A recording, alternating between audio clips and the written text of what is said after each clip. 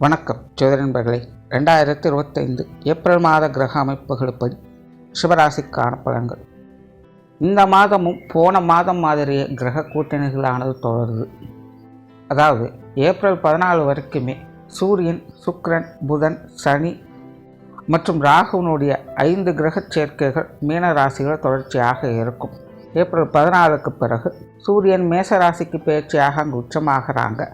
செவ்வாய் கடகராசிக்கு பயிற்சியாக அங்கு நீச்சமாகிறார். மாதத்தின் பிற்பகுதிகளில் இந்த 2 கிரகங்களுடைய மாற்றங்களோடு சேர்த்து வழக்கமான கிரக கூட்டணிகள் எப்பவும் செயல்பட்டுக்கிட்டு இருக்கும். இந்த மாத அமைப்பில் சூரியனும் சுக்கிரனும் உச்ச நிலையிலிருந்து செயல்படுவாங்க. புதனும் செவ்வாயும் நீச்ச நிலையில் செயல்படுறாங்க. புதனும் சுக்கிரனும் ஒன்றாக இருக்கிறதுனால என்னதான் நீச்சபங்க யோகம் இருக்குன்னு மனசு தேர்த்திக்கிட்டாலும் உடன் சனியும் ராகுவும் இருக்கக்கூடிய காரணத்தினால உள்ளுக்குள்ளே கொஞ்சம் குழப்பமும் பதற்றமும் இருக்கத்தான் செய்யுது. ஏன்னா சென்ற மாத பலன்கள்லேயே இந்த 5 கிரக கூட்டணிகள் என்பது பல விதங்களையும் மக்களை அலகழிக்கும்னு சொல்லியிருந்தேன்.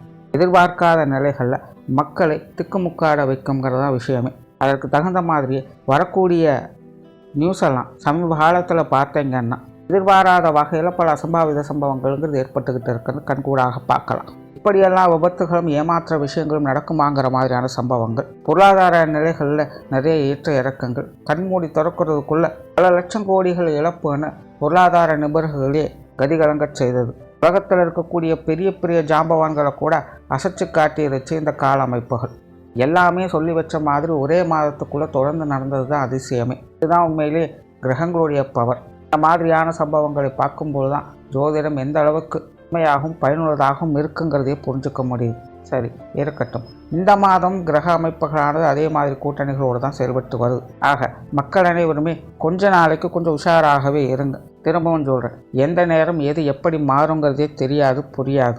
எல்லாமே கண்ணை கட்டி காட்டில் விட்ட நிலைகள் தான். எதையோ தேடி எல்லாரும் எங்கேயோ ஓடிக்கொண்டு இருக்கும். அது மட்டும்தான் இப்போதைக்கு புரிஞ்சுக்கிற நிலையாக இருக்குது. ஆக இது எங்கெல்லாம் போக போகுது, எங்கே கொண்டு போய் நிறுத்த போகுதுங்கிறது கடவுளுக்கு மட்டும்தான் வெளிச்சம். முடிஞ்ச அளவுக்கு சுதாரித்து இருக்க வேண்டியதுதான். முடிவில் இதுதான் கடவுளுடைய கட்டளைன்னு கிடைச்சதை ஏற்றுக்க வேண்டியது தான். இந்த மாதத்தினுடைய கிரக அமைப்புகள் பெரும்பாலும் எல்லாருக்கும் இப்படித்தான் இருக்க போகுது. பருவநிலை மாற்றங்கள் கண்டிப்பாக இருக்கும். வெயிலினுடைய தாக்கத்தையும் பார்க்கலாம், மழையினுடைய வேகத்தையும் பார்க்கலாம். நெருப்பு மற்றும் நீர் தொடர்புடைய சம்பவங்கள் அதிகமாக இருக்கும். இதெல்லாம் பொதுவான விஷயங்கள். மேற்கொண்டு இனி உங்களுடைய ராசிக்கு எப்படி இருக்குங்கிறத பார்க்கலாம்.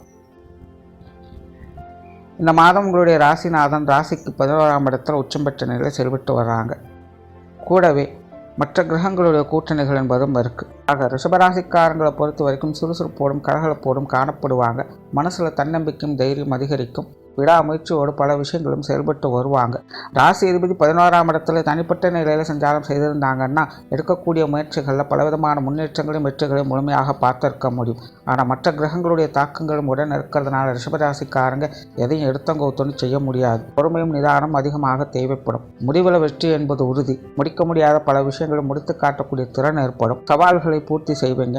எதிர்பார்க்காத வரவுகள், நட்புகள் போன்ற விஷயங்கள் சாதகமாக இருக்கும். உங்களை பற்றின மற்றவர்களுடைய அபிப்பிராயங்கள் நல்லவிதமாக மாற ஆரம்பிக்கும். காரியங்களில் முனைப்போடு இருப்பீங்க. எதிர்காலம் குறித்து சிந்தனைகள் அதிகரிக்கும். பொதுவாகவே இனி வரக்கூடிய காலகட்டங்களில் ரிஷபராசிக்காரங்க இப்போதைக்கு வேணுங்கிறத பெருசாக எடுத்துக்க மாட்டாங்க. இனி வரக்கூடிய காலங்களில் எது எப்படி இருக்கும், என்னென்ன தேவைங்கிறதை பார்த்து யோசித்து தான் செயல்படுவாங்க. அதற்கான ஆரம்ப காலகட்டமாக இந்த மாதமானது அமையுது. தனிப்பட்ட முறையில் ரிஷபராசிக்காரங்க இனிமேல் தான் எப்படி இருக்கணும், இருக்கக்கூடாதுங்கிறதெல்லாம் ஆராய்ச்சி பண்ணி வச்சு அதுக்கு தகுந்த மாதிரியான காரியங்கள் ஈடுபட்டு வருவீங்க. என்ன கிரக கூட்டணிகள் கொஞ்சம் முன்னும் பின்னுமாக இருக்கிறதுனால கொஞ்சம் அலைச்சல் டென்ஷன்கள் இருக்கத்தான் செய்யும். இருந்தாலும் ராசிநாதன் உச்சம் பெற்ற நிலைகள், அதுவும் லாபஸ்தானத்திலே இருக்கிறதுனால என்ன வேணாலும் நடக்கட்டும், என்னால் முடியுங்கிற நம்பிக்கையோடு செயல்பட்டு வருவீங்க. சூழ்நிலைகளுக்கு தகுந்த மாதிரி அனுசரித்து போகக்கூடிய நிலை என்பது ஏற்படும். ஆக ரிஷபராசிக்காரங்க மிகவும் சாதுரியத்தோடு செயல்படக்கூடிய ஒரு மாதமாகவே அமையுது. குடும்ப விஷயங்கள், காரியங்கள், வழக்கமான நிலைகளில் சாதகமான தன்மைகளை எதிர்பார்க்கலாம். சின்ன சின்ன ஏற்ற இறக்கங்கள் அப்பப்போ இருந்துக்கிட்டு தான் இருக்கும். இருந்தாலும் பெரிய அளவில் சங்கடங்கள் இல்லாமல் சுமூகமான விஷயங்களை எதிர்பார்க்கலாம். பெற்றோர்கள் வகையில் சாதகமான நன்மைகள் தரக்கூடிய விஷயங்களை எதிர்பார்க்கலாம். உடன்பிறப்புகள் சார்ந்த விஷயங்கள் அலைச்சலோடு ஆதாயங்களை கொடுக்கும். உடன்பிறப்புகள் வகையில் சிலருக்கு சின்ன சின்ன விரயங்கள், செலவுகள் போன்ற விஷயங்களை எதிர்பார்க்கலாம். இருப்பினும் அவங்க வகையில் நன்மைகளே உண்டு. கணவன் மனைவி உறவுகள் சுமூகமாக இருக்கும். வாழ்க்கை துறையானவங்க இதுவரைக்கும் ஒரு மாதிரியான மந்த நிலையிலும் குழப்ப நிலையிலும் இருந்து வந்திருப்பாங்க. சிலருக்கு அவங்களுடைய ஓயாத புலம்பல்கள் தவிர்க்க முடியாததாக இருந்திருக்கும். அந்த மாதிரியான நிலைகள்லாம் இந்த மாதம் குறைய ஆரம்பிச்சிடும். வாழ்க்கை துணையானவங்க இனி கொஞ்சம் சீரான நிலைக்கு போவதை பார்க்கலாம். கணவன் மனைவி உறவுகளுக்குள்ள சுமூகமான மேம்பாடுகள் அதிகரிக்கக்கூடும். குழந்தைகள் சம்பந்தப்பட்ட விஷயங்கள் கொஞ்சம் முன்னுக்கு பின் முரண்பாடாக அலைச்சல்கள் கொடுக்கக்கூடிய விஷயங்களாகத்தான் இருக்கும். இருந்தாலும் சமாளிச்சுக்குவீங்க. அப்பப்போ குழந்தைகளோட உடல்நல விஷயங்களை மட்டும் கொஞ்சம் கவனம் எடுத்துக்கோங்க. திருமண விஷயங்கள் சாதகமாகவே இருக்குது. குழந்தைகள் சம்பந்தப்பட்ட விஷயங்கள் கொஞ்சம் நிதானம் தேவை. பொது விஷயங்கள் காரியங்கள் சமாளிக்கக்கூடிய நிலைகள் இருக்கும். உற்றார் உறவினர்கள் நண்பர்கள் சம்பந்தப்பட்ட விஷயங்கள் வழக்கமான நிலைகள் தான். பெரிய அளவில் அவங்க சம்பந்தப்பட்ட விஷயங்கள் ஈடுபாடுகளை காட்டிக்காதுங்க. அவங்க வகையில் பட்டும்படாமலும் தொற்றும் தொடாமலும் இருக்கிறதே நல்லது. அவங்களும் அப்படித்தான் இருப்பாங்க.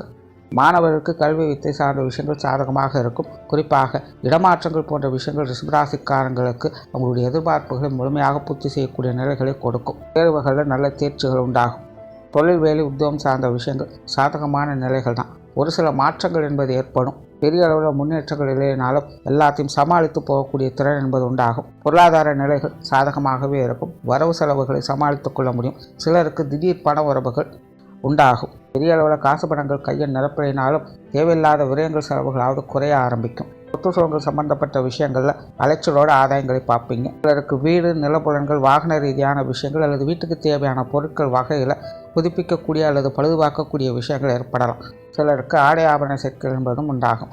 ஸோ ஓவரால் ரிஷபராசியை பொறுத்த வரைக்கும் இந்த மாதம் பொதுவான வகையில் காலநிலை மாற்றங்கள் எல்லாத்தையும் அலைகழித்து கொண்டிருந்தாலும் தனிப்பட்ட முறையில் ரிஷபராசிக்காரங்க எதையும் எதிர்கொள்ள தயாராக இருப்பாங்க. அனைத்தையும் சாதகமாக சாமர்த்தியமாக சமாளித்தும் வருவாங்க. நன்றி, வணக்கம், வாழ்க வளமுடன்.